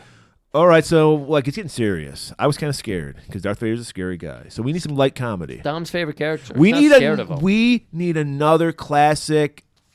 Little Tim loved this guy. He's his favorite actor. Harvey Korman, of course, from the Carol Burnett show. Everybody loved Harvey Korman. I know Carol Burnett. Some people say Tim Conway. I say Harvey Korman. All Oh, right? yeah? Fuck Dorf. I'm all about the Harvey Korman. I'm a hardcoreman. So he's Okay, I didn't playing like a that. character named Gormanda, who is like a Space Julia Childs. Okay. But did you also Did you just see what I fucking saw? Wings Hauser that? Okay. Fringe fuck, would you like to go on? I mean, what happened here? Well, at first we think he's just a normal man in drag. I thought it was a woman. Well, Marty, I'm sorry. I cannot keep up. It was not. It was Harvey Korman. It He was plays Harvey multiple Korman? characters in this show. Oh. Can you spoil it for me? Who else is it? No, I'll spoil it for you when we get to him. He Fuck. plays at least 2 other characters. I had to watch this already. I still have to wait for it. So everyone else is. So it's just a little like basically time filler. We just have a skit where he's working on it, stir this, do this, and the recipe's become because they're doing bantha loin, the proper bantha loin, because once again, banthas who live on Tatooine, everything revolves around Tatooine in the Star Wars world. Yeah. So he's it's getting very complicated, the thing. And then we see another hand come out. So now Gormanda has 3 hands. Right. And as she's singing along, stir, whip, whip, whip, stir, whip. And Mala is like, whip. can't keep up because she has 2 hands. Right. And then a 4th hand comes out and it starts masturbating. It's like, what? What is this for? It was too much. Yeah. And Too much for kids. Oh, definitely too much for kids. And then Mala's disgusted. She turns it off. She's like, I can't watch it. After she sips on her soup, her broth, whatever the fuck she was preparing, she's like, perfect. Bantha loin. Bantha loin. This is great. This is great. I'm turning this off. I want to say, I know you're familiar. Oh, boy, that was bad. I know you're familiar with the show. Did you not see Mom from Futurama in here? A little bit. I saw a little bit. Does Mom have 4 hands? Well, no, she didn't. But the way the hair, the purple and everything. Well, then and I the old guess you lady. can say that it served its purpose as special because it inspired the mom character. I've never looked into Futurama lore, but I feel like this inspired Probably. Mom. So right now, 4-year-old Tim is bored out of his mind. We need to see some Star Wars characters. You gotta see. Who is this for but fucking kids? So Han and Chewie are getting more stock footage of TIE fighters chasing them. Yep. Han is like, hey, remember that scene in Star Wars where we got in those little fucking miniguns on the Millennium Falcon? I'm going to go do that. Right. So he goes do that. Chewie's flying it. All right, so we're back into it. I'm invested again in this special. Right. They had to rope you back in, and now we're gonna fucking just pull you right back down with some more Chewbacca story. Right. We Or get not the Baca story. the Baca family. The Baca family. So we learned there's an Imperial Baccarats. PSA where the guy's like, Wookiee planet is under martial law. No ships are allowed to come on the planet or leave the planet. I don't know what time 1984 came out, but this is pure 1984 because everybody has a video screen in their house that the Empire can just take over at any moment. Think about that. Yeah. It's straight up. Can't we? We can do that now. That's We're very close to it. We can't we? Because that's what emergency Murray, like. you have a sparkle. Is that from the Cirque du Soleil? Did Yes. you go to the Cirque du No, Soleil my- strip club? I think my eyes are just sparkling because I'm enjoying this Oh, okay. special so much. But yeah, I did stop at a rave before I came here. I had to do something. well, for one of the Christmas. strip clubs out in 8 Mile opened back up. It wasn't Trump's, or maybe it was Trump's. Well, I only go to No, it's the Trump. Penthouse Pets one. Oh, that's a great one. Trump's is very closed. Trump's with 2 P's. They had to avoid lawsuit. So just so you know, for real, if you Yeah, look up it's true. on, Yeah, it's if you true. look up down 8 Mile, everybody, you'll find a strip club called Trump's with 2 P's. Trumpapa. Okay, so all right, how the fuck are we gonna get Han on the planet, Chewbacca on the planet? I thought we were gonna say, how are we gonna get back in this story? So Sondon shows up, Art Carney, Art and Carney. he's got some gifts for her. He's got that proton pack he promised, Oh yeah, and he demands a kiss from Mala for this thing. He's like, "Lay it on me, baby." lay it. I want to feel that fuzz on my face. I want that drape on my grape. And she goes, She which Zoidbergs means him. give it to me. Oh, They've been fucking. Chewbacca is risking his life. For What the was my Rebel theory Alliance. I told you about earlier? You said he hated Wookiees. Who did? You did. You said No. that he hated Wookiees. No, I said the Wookiees love the Wookiee hate. Like that was their kink. Okay. It's humans. They're Wookiee subs. Yeah, exactly. So his. Do you think Sondon's ever pissed on Mala? Oh yeah. Okay. Okay. All right. We're getting all of our Caligula hate out here. So deal with it. So he's like, oh, by the way, Itchy, I got the hookup for you too. And he's like, whoa. He's Scooby-Doo all of a sudden. And so, like, once again, George Lucas is predicting the future. VR helmet. There's like a fucking Barca lounger with a VR helmet on it. You're thinking it's going to go full John Carmack. We're going to play a round of Doom or something here. But that's not what Itchy's into. You see what Grandpa's or Sean Don's doing here? Yeah, what is he doing? He's distracting the kid and the grandpa. Right. So he can fuck Mala. So he's like, hey, I got what you were looking for. And he's got this little, like a Nintendo fucking cartridge. Yeah. Puts it in. And then we see, this is like, who is this for? This is the most inappropriate for, especially 1978 scene. We get Diane Carroll, who I didn't know she was a singer. I thought she was an actress. But she is like a VR sex bot. And they let you know she's about getting you off. This is no, like, we're just watching a woman sing and dance. Yeah. Sean Don does not tiptoe around it. He straight up tells to the camera, because this was my angle I wanted to tell you about. I watched 70s match show. I watched those 70s game shows. Richard Branson's up in there. He's grabbing tits. He's kissing faces. Who's the guy in the match show? Dawson. Richard Branson's that asshole billionaire. You're right. I meant Dawson. Who was the guy in the Matt show? I can't think of his name. He was the host forever. Gene Rayburn. Gene Rayburn. Gene Rayburn. Tongue down every person's throat. No, he didn't. That was Richard Dawson's thing. Yeah, okay. It was just Dawson who did that? Feud. I thought I saw Rayburn do it too. He sometimes he would do it to celebrities, but not to the contestants. Yeah, he didn't do it. You know what? You're right. He did it to the He would actually pull out some Banaka and spray. Like, he would force himself on these like young ingenues that they would have on. Yeah. Yeah, it was the 70s. You could do it. It was the 70s. I showed Kayla a little bit of that. She's like, that's what you have to go through on game shows back in the day. If you want to win. Not into that.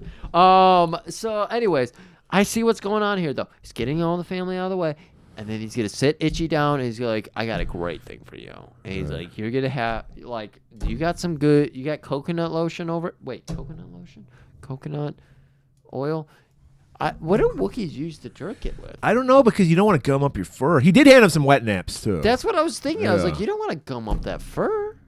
Yeah, I don't know what you would do. Maybe they do a dry rub. Look, I'm glad we're giving you guys this episode, so when you go and listen to this or watch this movie again, you have a lot of things to think about. Right. Because that's what we do. Before we got to it, there's nothing to think about. Nobody even knew what a dry rub was until we told you. I think that's how they do it. They dry rub it. Yeah. Because it's messy. Yeah, your fur. You don't want to. Yeah. I mean, see, I don't know. Women talk about they don't want a guy to come in their hair. So I guess you don't want to come in your fur. Yeah. Either. This is what they would call Harry Styles. That's where the singer Harry Styles got his name. Okay. Because of opposed to fucking jerk hairstyles. So yeah, we get this bizarre scene where Diane Carroll is like, "I'm here to please you," and we're like, "What?" Like, I guess they had to get something for Dad to watch the show. For real. Who the fuck is this for? Because it starts with Kaleidoscope, Diamond Girls, kind of... very 70s, Yeah, it makes sense. I got that. Yeah. But then who was her name? Diane Carroll. Diane Carroll comes in. It's just her head floating in circles. Very David Bowie singing at you. She's wearing like this glittery headdress kind of thing. Oh, yeah, you're right. The headdress. Yeah. And she's just like, I'm here to get you off, basically. And then we don't want to see Itchy jerk it, so we just go away. The songs we know what he's doing. Aren't even just slightly enjoyable either. No, nothing's enjoyable about it. But at least it was an original song. Because we noticed for the rest of the songs, we just take John Williams' music from Star Wars and just put lyrics on it. They did? Yes. I didn't notice that. The fucking last song was fucking the Star Wars theme song. Murray. I was so done with this movie by the time the last song came up. Well, you missed what Life Day was all about. Yeah, all right, did. Itchy's jerking off. Let's get off from this scene. Okay. Call comes in from, speaking of Princess Leia, call comes in. She's doing accounting. She's literally I remember my mom had one of these things because she had like an accounting job where it's like it's got the paper that rolls out. Yeah, that's what it was. They were just using the shit they had. Like Lucas couldn't even allow them to like, borrow the fucking like consoles and shit from Star Wars. They were just junk they were using. I love retrofuturism like that though. Like C-3PO is working on a fucking 1970s typewriter. Yeah. Think about this. Next time you watch the original trilogy, you never see 3PO from the waist down. It's because he has one of those paper receipt clips coming out of his butt. And he's constantly shitting out computer code. So Leia asks, hey, is Han there yet? And she's like, can I talk to a human, please? Cause I love this. I'm above this. Yeah, she's a princess. Get me a fucking human. Is your manager there? And speaking of manager, Sondon is a manager because he manages that fucking antique shop. And he's like, hey, don't worry. They're coming. I don't know how he knows. Like, they're on the way. Don't worry. We'll get back to you. He's acting as some kind of liaison because I think they're transporting goods for his Trade Post 3, through him. Yeah. And so that's why he knows about the shipping information. It's like that package that's in USPS and you see it goes to the wrong post office. It's that kind of situation. So Han has snuck onto the planet. He says somehow they won't find me if we go to the north side. The north side. And so they land somewhere. And we see, like, everybody's reacting because the ship's going overhead. You hear the ship because, of course, think about when a helicopter's kind of near your house. You hear it. You're like, oh, my God, a helicopter's going by. So they all hear it, and they're, like, talking about it. Oh, no, Chewie and Han will be here in no time. And then they hear the ship go by. And then there's a knock at the door. So they're like, that's got to be them. Yeah, and as a kid, I'm excited. I'm finally going to see Chewbacca and Han Solo. Yeah, you've had to deal with Wookiees for 45 fucking minutes now. Yeah. And no, it's 2 stormtroopers. Cut to commercial. Bum, bum, bum. So Sondon, he knows how to deal with people. So let me take over Wookiee people. And he's like, we're here to search. We heard that there's Wookiee on the loose. And they look, and apparently they have, like, the census, because they know, like, what says right here, 3 adult Wookiees and a child. Where's the other adult? Well, that Trump census got passed by through this fucking court, so, of course, you have to account for every single... So they got him dead to right. And the one stormtrooper's looking around. He almost touches the button for the secret phone in the fucking TV console, but he goes past it. So yeah, that's right, because he's knocking on every door and every secret passage, and he's pulling at every fucking book by L. Ron Hubbard, and that's where you hide. So Sondon's getting nervous. So he's like, I know how to distract them. Holograms. Because we just learned that's how you distract children and horny old men with holograms. Of course it is. So he's just like, hey, Imperial guy, come over here. I got something you might want to see. We didn't really mention it, but when Shandong came over, he had, we did, but he also had a gift to Mala, but Mala was so busy in the kitchen and she can't leave the kitchen until she's allowed She hasn't earned it yet. Yeah. She hasn't earned it yet. Yeah. So she has finally, I don't even think she's earned it yet. She hasn't left the kitchen, but the guard has earned it. Right. Well, he's just trying to distract them because they're getting close to finding all this hidden shit. Right. So it puts it, what would distract a guard better than a washed-up band like Jefferson's Starship? Not even Grace Slick's not even in the band at this time. Grace Slicks? Yes, Gray Slicks. That's what I heard. Grace Slick. That's a good name, right? Well, I guess if she was singing for him. But no, this is the shitty 70s version. They're not even fucking... Wait, Jefferson Starship had a lady vocalist? Yes. Really? Yes. What was the big song with her in it? Fucking the White Rabbit song. You know that. Oh, I thought that was a different band. No, that was Jefferson Airplane. Yeah. Then they became Jefferson Starship, and then they became Starship. Oh, fucking Christ. Okay, I didn't understand. Yeah, she is good. That song's really good. So we just get a boring, dickless Jefferson. This has been the perfect spot for Kiss. It would have. Could have fit. They fit right into the world. They look like aliens. Bring that back. Space Ace Frehley. Bring that back to our Paul Lynde special. Right. With Kiss. For some reason. So we just get a lame-ass Jefferson Starship song that no one remembers. But the guard loves it. So it works. Sondon's fucking trick works. Oh, no. He doesn't even have to wear the headset. You just get him standing up. And I got to say, this Imperial Guard, I could talk to him because you notice what he was doing. He wasn't doing air guitar. He's doing air bass. He's playing the I fingers. thought he was doing just air strumming guitar. I think it was guitar. It was guitar? Oh. We see Because different that's a things. very futuristic, especially for 78. That's a very Yeah. futuristic instrument. It's got a beautiful voice, the future space keyboards. So, but it works. But then they start searching a little more. They go up to poor Lumpy's room, rip the head off of Bantha. I thought that was totally a fucking red herring because I thought there was going to be something hidden in it. Well, Murray, you're skipping over a little bit because when they say, we need to search upstairs, as far as we know, the only thing upstairs is Lumpy's room. Well, I'm sure Chewie and Molly's room and Itchy's room are up there. Oh, you think? But they didn't have enough, the set. It was a cheap Right. set. Based on what the set is showing us, it's just Lumpy's room. Yeah. And so they do a whole dun dun dun, and all the fucking Wookiees go apeshit over this. Sorry. Right. And so they start like kind of getting feisty with the guards, and of course they go full cop, and they say, "My hands are tied. I got to shoot you in the face now." I'm feeling threatened. I'm standing my ground. Yes. And so the Wookiees stand back. They've had enough genocide happen by Imperial force. Wookiee side is what they call it. Wookiee side, excuse me. Thank you. I want to be right. So they stand back, and they're just like, okay, guys, I'm sorry. They let them go upstairs, and you're right. They start tearing through the toys. Right. Every plushie they rip the head off, put their dick into. They come into all of them. They're like, this is going to be the worst. And then fucking at room. insult to injury, like, you clean it up, little boy. Yeah. When they come back down from up there after they've jizzed on everything, they come back down. They're like, the kid's going to have a great time cleaning it up. You're welcome. So Lumpy is obviously upset. He just had his room jizzed. So he's got to calm himself down. So he has I think it was the gift that Sondon gave him. Yeah. His little clip. Thankfully they didn't mix him up. They got the kids. He got two gifts. Right. Because this is his second gift, or he already had it, but he puts on his big old over-ear headphones. Right, his Raycons. And then he's got a small little tablet console thing that he's going to read Very into. futuristic. Yeah, very futuristic. And we, as you know, as having nieces and nephews, how do you calm a kid down? Cartoons. 100%. You just give them some fucking... It doesn't even... Put a screen in front of them and noise, and they'll be like, what was it? It was my niece. You know what she said today? Ditchin'? What is that Thanks word? for... No, that was Ditchy. That was my Ditchy. nephew. Okay. My niece said, So it didn't catch on. you're going to love this. Okay. Thanks for the gift, brah. Wow. Brah. She's learning. Brah.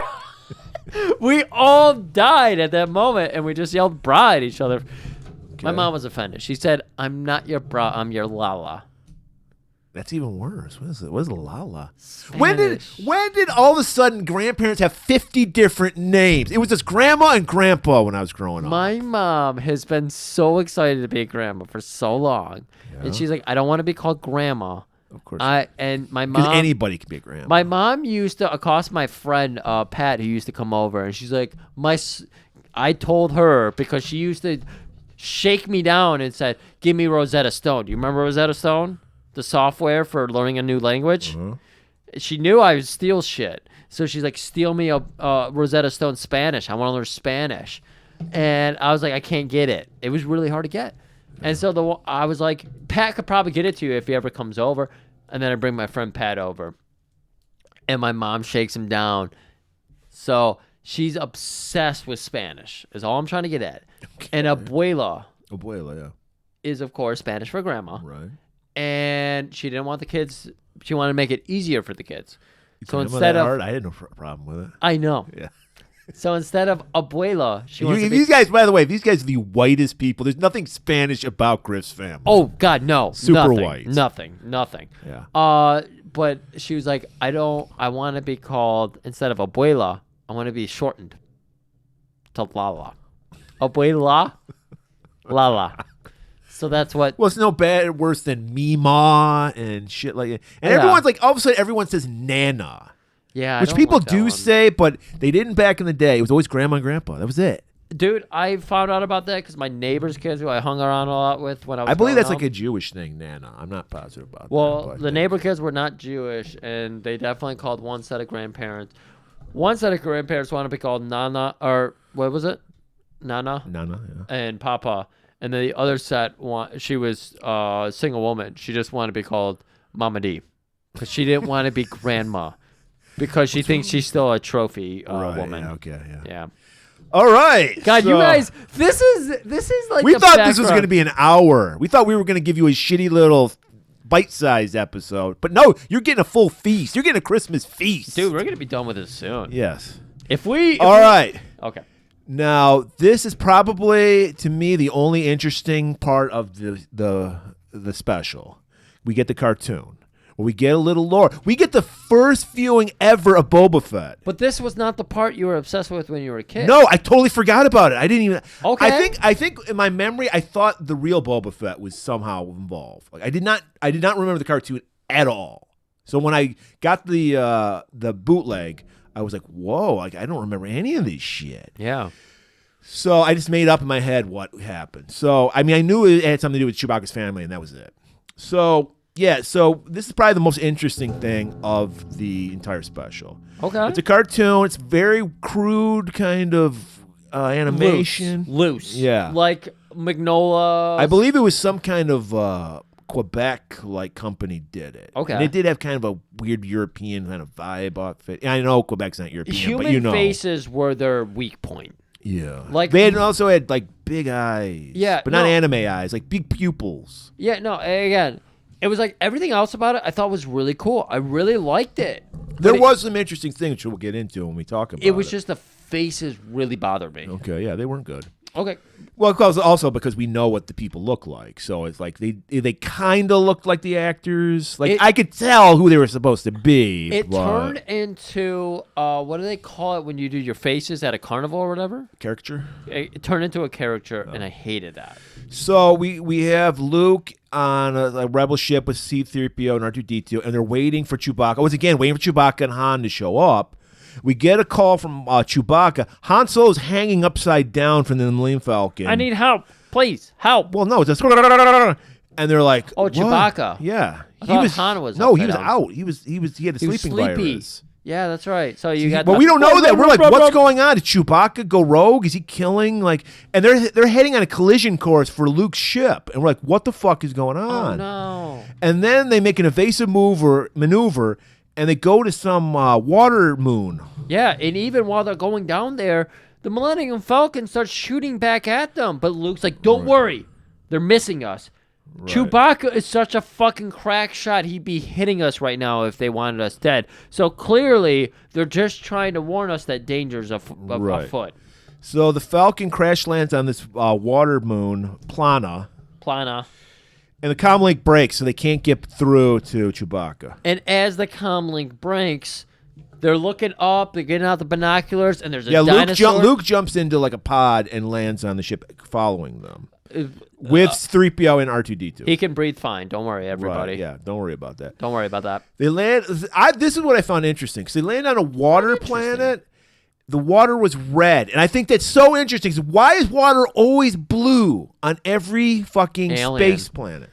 Right. So I thought that was an interesting choice. Like, why couldn't it be red? Why couldn't it be? And you also noticed it was not like water. It was like slime. It was like a gelatin or something. It was like a gelatin thing. It had a higher viscosity to it. Yeah, Or but lower. I don't liked know. that. It was interesting. It was different. Exactly. Like, again, Star Wars, like Star Trek did, they could have done so many fun things when they did their little side stories. And Star Wars, like, no, lightsabers. So they land, and then a fucking space dinosaur that lives on this planet starts chomping on Luke's ship, and we're like, oh no. So they're, like, getting their ship eaten up. Who does Luke have with him? Is this 3PO? 3PO and R2-D2. And R2-D2. Right. So he's like, we got to get into the escape pod and get out of here. So they get into their cockpit and their escape pod, and that's when, dun dun dun, very first ever appearance of Boba Fett. Very first. Right. So you're welcome. And you can tell because he looks the same, but his coloring is off because they were going off a prototype of what they were going to use Boba Fett in the movie. Empire Strikes Back. Yeah. And I love this. I like this again. Why I like this because it was a story. It had a kind of cool arc to it. You got Boba Fett in there, which it didn't need to be Boba Fett for me, but it was just cool. Yeah, and he's riding one of these dinosaurs, and he's got a space cattle prod where he's like shocking the fucking thing. So we don't know is this guy a bad guy? He looks kind of sinister. So we're like, is he a bad guy? 'Cause we don't know who Boba Fett is at this time. No, he's here to help Luke. Even if you know Boba Fett, when you see this guy, you know it's Boba Fett, but at the same time, it wouldn't be Boba Fett. It doesn't have that rich green armor and everything. Right, he's blue. He's baby blue. Yeah. And he's like, hey, I see you're no friend of the Empire. Neither am I, so I'm going to help you out. We're going to find your friend that you're looking for.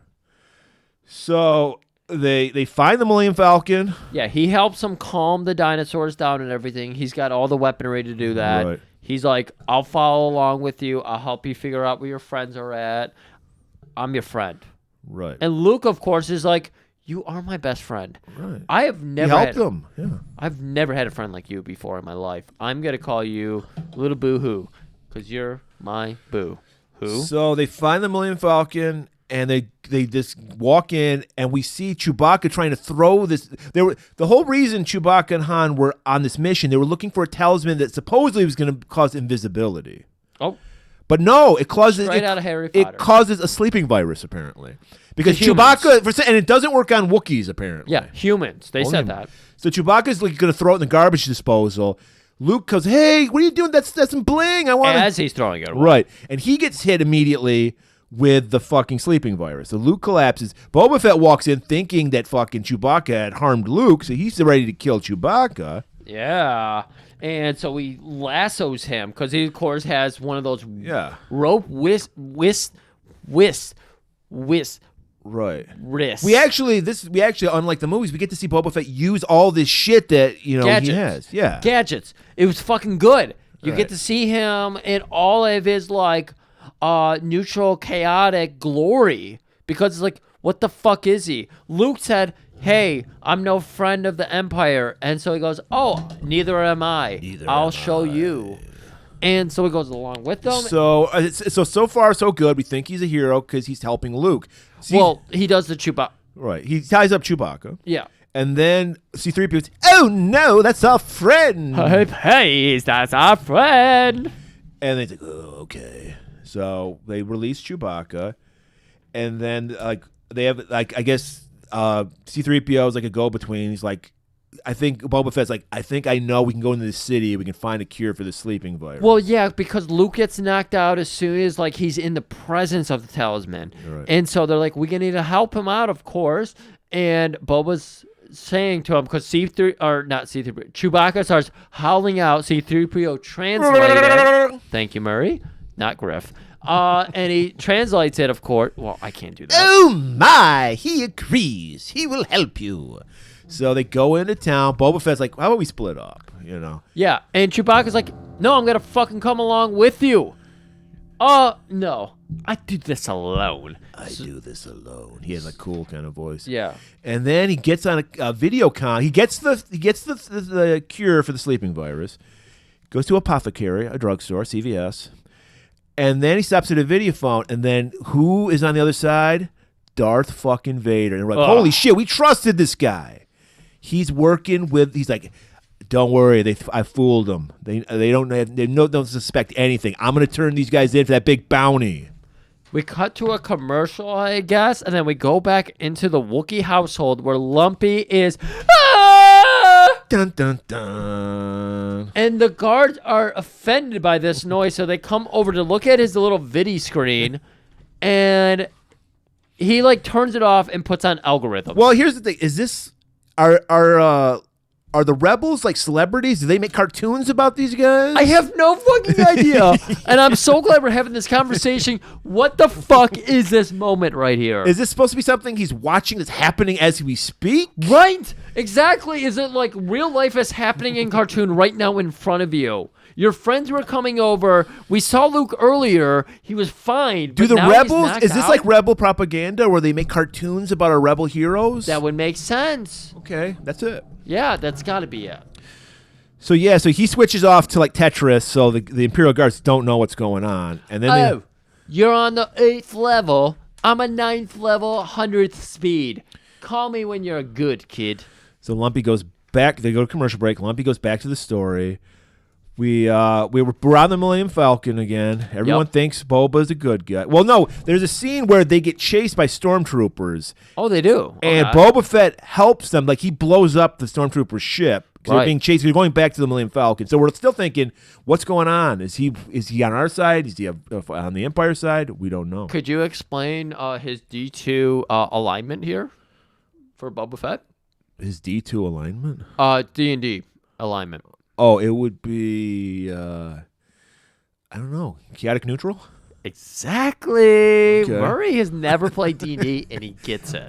Yeah. So they get back to the Millennium Falcon, and R2-D2 had hacked into that fucking Hulk. Yeah, so this is before the audience of Boba and all that. Yeah. Yeah, before Boba and Chewbacca show up, R2-D2, he's a hacker. So he sees. We know this, yeah. He actually sees the call between Boba Fett and Darth Vader, so he knows that Boba Fett is a bad guy. So Boba Fett shows up, and he lets everybody know. Like C-3PO says, "Oh, he says you're a bad guy," and Boba Fett just bitches out. He's like, "I'm out of here," and just shoots his like rocket pack and just flies away. I'm out of here, bitches. And then Chewbacca goes, and C-3PO goes, "Oh, he says he always knew he was a bad guy," because they wake up Luke and Han. And Yeah, he did. So for such a bad guy, he did get the serum. right. He was playing the long con. You think he would have got poisoned if he's a really bad guy. Right. But he's chaotic neutral. Right. He played the long con. He was trying to get Luke back up. He did. Well, he owed him nothing. But anyways. And we learned that Chewie knew all along because Fett didn't smell right. That's right. And then Lumpy enjoys it. He claps, goes, "Yay!" Right. And this is where the guards come back down because we're back in Wookiee time. Right. We're back in present day. Back in the boring fucking special. Stormtroopers come down. They've finished coming on every single fucking instrument in that house. He's like, yeah, this kid had a saxophone. I blew a wad in his reed. So, Lumpy. Was that the guard blowing a wad in the reed? No, that was just me disappointed in everything you just said. So Lumpy goes back to play with his new toy, which isn't a toy after all. It's a mini transmitter. Yeah, we saw this toy. We didn't know what it was. We thought it was a cash register. We thought Right. he was learning how to work at the 7-Eleven. I thought it was like, it looked to me like a speak and spell with a bunch of Lego pieces. Yeah, that that's what you were just- saying. Yeah. And so he goes on YouTube to learn how to like put this together. Right. Puts on a YouTube video where we see it once again. Harvey Korman shows up for a new role. Okay. YouTube influencer. Yep. And he's got a how-to video. And he's the gist of the hilarity is he's doing a bit of physical comedy where he's making it look like there's ticks and fuck-ups with the video, but it's really just Harvey Korman doing physical comedy. Oh, my God. So he's like... I both hated and loved this. I really appreciated the actor because he had to do the ticks. Yeah. But I hated the fact that they plugged in like a thumb drive, and this is what the thumb drive did to the video. Right. So, But Lumpy learns. He puts together the mini transmitter, so everything is good. and they did a good job of just not making us watch the whole thing. Right. Because if they made us watch that whole fucking thing, I would have lost my gasket. Even back then, we couldn't watch longer than a 2-minute YouTube video. Yes. So, okay, now here's another weird situation. Okay, the Imperial Guards come on, martial law, everyone stay in your house, curfews for everybody. Hey, Tatooine, that backwoods, unimportant planet that's everything revolves around the Star Wars universe, we're going to make you watch. And he says even the stormtroopers and the guards have to stop and watch a PSA, like a tour guide thing of Tatooine. Again, why can Star Wars not think beyond Tatooine? No, For because people fuck's fucking sakes. went apeshit for the cantina scene. Everyone remembered it. All we know about Star Wars idiots, put a lightsaber in anything and they'll remember it. Right. Make up a planet, give it the worst fucking name, call it a fucking country that most Americans wouldn't recognize. And they will recognize it if you put a lightsaber in it. Turkmenistan. So all of a sudden we're in the cantina and we're watching it. It made no sense. I know, because we keep doing these views where it's like the people look into their screen and they're seeing into the thing. The cantina. Yeah, the cantina now. And of course the fucking song is playing. I hate this song. All right, so 1978, Maude is still a popular show, of course, starring B. Arthur. It's CBS. We got to do some cross promotion. So B. Arthur is now the bartender at the cantina of Star Wars. Hey there, babe. You need another drink? That's not B. Arthur. No, I'm sorry. that's Dennis Miller. Yeah. All right, Griff. This is the only thing I remembered. No, Because why? Harvey Korman shows up for his last character, the guy who pours liquid in his head. That's what you remembered. That's all I remembered. I thought you would have remembered the cartoon. It was the guy pouring the drink. Yeah. I told Kayla, the only thing I told Kayla about of this movie, TV special, was the guy pouring the drink in his head. Yeah, That's that so memorable. funny. Yeah. That is so funny. That's This is the only thing that stuck with me. literally the only thing I told her about. Yeah. So, yes, he's kind of a sad sack who fell in love with Akmina. Is that her name?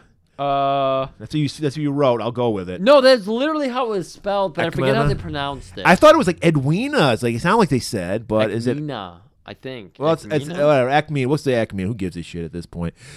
B. Arthur. BR. And she gets us a lot because she actually showed some kindness to the sad sack. So he's in love with. He's one of those guys like she smiled at me. She loves me. No, this hit a little too close. This is why this scene resonated with me a little too much because we hear about these guys nowadays who anytime a girl is nice to them, pays them a compliment, they have to take it as this girl wants my dick. It doesn't matter if you're in a relationship or if you're a total incel. It's like she needs me. Yeah. Finally, the universe has aligned and I get my lucky day. Well, he was a little nicer about it. He didn't get angry with her. Well, he went full fucking incel. No, he didn't go incel at all because there was no anger in it. He's sad sack. Oh, okay. An incel would be like, bitch, you owe me. He turned him down. Murray, he was gonna go to full. Well, if he had Fox News, he would have gone that way. Okay, If good he point. had, Good point. but Good no, point. we don't. Fox News gets blocked on Tatooine. We're getting ahead of ourselves. So he probably eventually became an incel because of the Empire. He walks up. He's got flowers for her. All flower, yeah. A flower. And he lays it down at the bar and he's like, I'll take whatever you'll give me. I just want you to notice what I put on the glass in front of you. B wants nothing to do with it. And she's like, who are you again? She forgot about it. She's a fucking bartender. She sees people every fucking day. Every fucking day. And he's like, Krellman. Who would remember a person named Krellman? Yeah. She's letting him down hard, but easy. You would be like, let's call you Krillin. That's a strong name.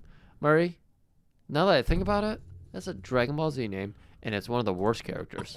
And he's one of the worst characters of this A special. little bald guy. So she goes, look, buddy, I don't have time for this shit. Look, the drink's on me. Pour it down your head and get the fuck out of here. And we see it. He's got like a volcano-shaped head Yeah, that it's awful. It was not Awful good. but memorable. It And he just pours it through the top of his head. Yeah. And thankfully, it's the last we ever see of Harvey Korman. Thank the fucking maker. So Never they get a message from the Empire saying, there's being a curfew. Everything's shut down. Go back to your home. So Akmina tries. She's like, guys, get the fuck out of here. It's a man's world on Tatooine. They just ignore her. Yeah. All the aliens are just, fuck you. We're not leaving. It's like, guys, please. I don't want you don't have to leave. You have to go home, but you can't stay here. Right. And they're just you like, heard the fucking message. Everybody heard it. They spoke it in every fucking language. Nobody wants to leave. They love Akmina's bar so much. They all want to stay. And she's like, look, if you guys want to buy my booze, why don't I get you another round? Everybody starts cheering. She's pouring the booze. And she one starts, round on me, and then you got to go home. She starts drifting into a song. It's to the tune of the fucking Cantina song. Awful.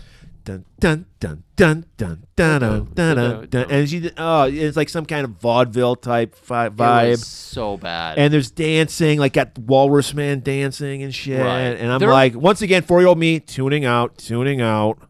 For a Star Wars special, a movie that was a phenomenon back then, you think they would have done more with the theatrical number of this? You think they would have made it more of a fun song and dance? It looks like shit. It looks like shit. Well, it's not like B. Arthur's known for his singing voice or anything. Well, no, I don't even mean about her voice. I just mean it about like her singing and like moving around in this set and everything. Everything about her looks like shit, and she sounds like shit.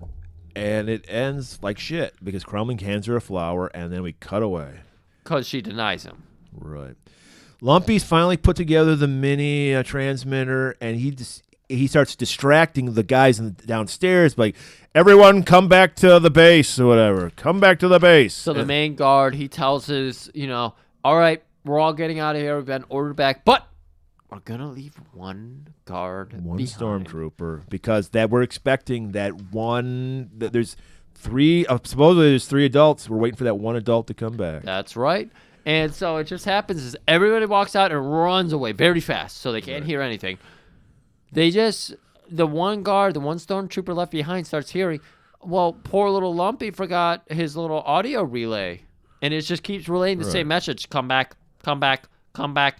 So the stormtrooper goes up, smashes the fucking mini transmitter. Right. And he's like, what the fuck's going on down here? And he's holding everybody. Lumpy's it's hostile. all sad. Like, there was a moment where Lumpy, they rip off the head of the Bantha doll, and Lumpy puts it on his bed and puts a blanket. I thought he was going to, like, pretend it was him, and he was going to sneak out. That's what I thought something But no, like that. it goes nowhere. Nowhere. So Lumpy runs out the door, Right. and he's like, hey, I haven't fucking masturbated in your room yet. Come back here. So we're thinking we're going to get into some kind of first act situation here where he's running along the banister. No. He runs back down to the living room, but lo and behold, Han and Chewie are there, Yeah. and they take out the stormtrooper. On the front deck. On the front deck, you're right. Yeah, they just throw the guy off the fucking deck. Yep. And we get that awful Wilhelm scream that Star Wars loves to use. And fucking Han is like, oh my God, Lumpy, are you okay? You can just see Harrison Ford just grimacing, gnashing his teeth, having to say these dumb lines. You're like a kid to me. He grabs Lumpy. You're like my own son. Are you okay? And Lumpy's happy to see Uncle Han. Han goes in. Of course, Harrison Ford's the big celebrity who actually showed up for the whole fucking thing, so he has to do some real lines here. He did do an interview with Conan O'Brien, which I did watch back in like 2003. I watched it again recently, and he was like, I don't want to talk. I mean, obviously they're hamming it up, but it was bad. So he has to do a little line here and tell the family how much he loves them. Right. And how they're like a family. And how he loves Chewbacca. And how he will always keep him safe. And I have to get the fuck out of here. Go back to my home planet. So he pulls a Poochie, gets on the Millennium Falcon, takes off, so Chewbacca can have his Life Day. So he did what he said he was going to do at the beginning of the episode. Right. I got you home for Life Day. Right. So Chewie, of course, is getting in real close with Mala. And he's like, is that Sean Dawn on you? Yeah. Have you been fucking around Yeah, with do I Sean? smell San Dong? That's not appropriate. We're married. But she's like, I thought we had an open relationship. You're always away. And it just so happens that By this point, Griff and I are fluent in Wookiee, so we actually know what they're saying. Yeah, exactly. And it just so happens because of sitcom elements, Sondon is knocking on the door. Right. He's back in the house. And we get an alert. Someone's trying to talk to that stormtrooper. They left, and they're like, "Stormtrooper, come in!" And he takes over. He's like, "Don't worry, let me take over." And he's like, "Oh yeah, that stormtrooper? You mean the guy who knocked me over the head, tied us up, and stole everything? He fucked my wife. He fucked my friend's wife. I was gonna do that. Fisted my friend with a ring after plowing it into our. Okay. Oh, okay. Now we're doing that. Yeah. Okay, sorry.